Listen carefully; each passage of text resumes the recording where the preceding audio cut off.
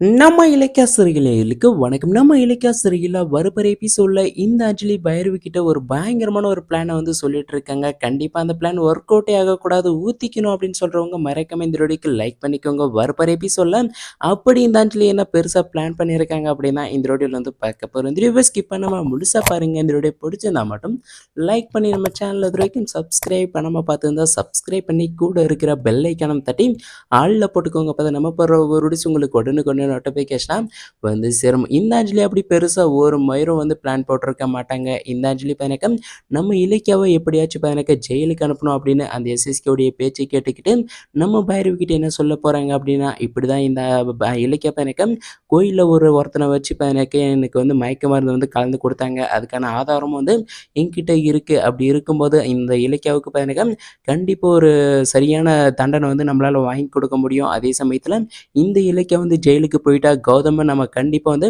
எப்படியாச்சும் சமாளித்து நம்ம வீட்டுக்கு வந்து கூட்டிகிட்டு வந்துடலாம்.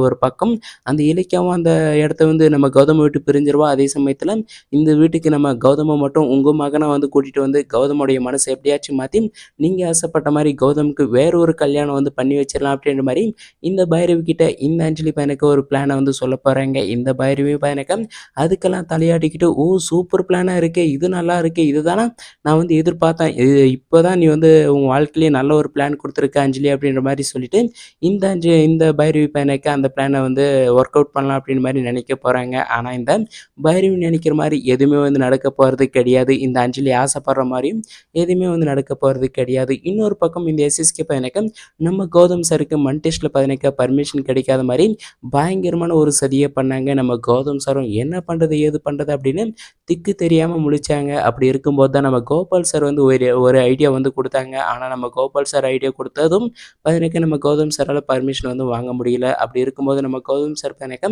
நைட்டு பூரா தூங்காமல் கூட என்ன பண்ணுறது, நம்ம வந்து தோற்று போயிட்டோம்லையே அப்படின்ற மாதிரி சொல்லி ரொம்பவுமே வந்து வருத்தப்பட்டுட்டு இருக்காங்க. அந்த சமயத்தில் தான் நம்ம இலக்கிய நம்ம கௌதம் சாருக்கு வந்து தைரியம் கொடுக்கறது மட்டும் இல்லாமல், நீங்கள் வந்து துவண்டு போகாதீங்க, கண்டிப்பாக நமக்கு வந்து வெற்றி நிச்சயம் வந்து கிடைக்கும். கடவுள் வந்து நல்லவங்கள சோதிப்பாங்களே தவிர கண்டிப்பாக கடைசியில் கைவிட மாட்டாங்க. நம்மளுக்கு வந்து இவ்வளோ சோதனை வருது அப்படின்னா கடைசியில் நம்ம மிகப்பெரிய வெற்றி அடைய போகிறோம் அப்படின்னு அடையாளமாக நினச்சிக்கிட்டு இதை வந்து பண்ணுங்க அப்படின்னு மாதிரி சொல்லி நம்ம இலக்கியம் என்ன சொல்கிறாங்க அப்படின்னா, என் கௌதம் நீங்கள் வந்து பிஸ்னஸ் மேனில் நம்பர் ஒன்னாக இருக்கும்போது உங்கள் கூட ஒரு ஃப்ரெண்டு இருந்தார், உங்களை மாதிரி நல்லா பிஸ்னஸ் பண்ணுவார், அவருடைய நம்பர் உங்ககிட்ட இருக்குது தானே, அவர் வந்து நல்லா உங்ககிட்ட பேசுவார் தானே, நீங்கள் எந்த ஒரு ஹெல்ப் கேட்டாலும் கண்டிப்பாக அவர் பண்ணுவார் தானே, அவர்கிட்ட ஒரு வார்த்தை இதை பற்றி கேட்டு பாருங்களேன் அப்படின்னு மாதிரி நம்ம இலக்கிய பையனுக்கு போன எபிசோட்லேயே ஐடியா வந்து கொடுத்துட்றாங்க. நம்ம கௌதம் சார் பையனுக்கு அந்த ஐடியாவை கேட்டோடனே ரொம்பவுமே வந்து சந்தோஷப்படுறாங்க. வரப்போகிற எபிசோடில் நம்ம கௌதம் சார் பையனுக்கு நேராக அவரை தான் போயிட்டு சந்திக்க போகிறாங்க. நம்ம கௌதம் சாருடைய ஃப்ரெண்டை வந்து சந்திக்க போகிறாங்க. நம்ம கௌதம் சார் போயிட்டு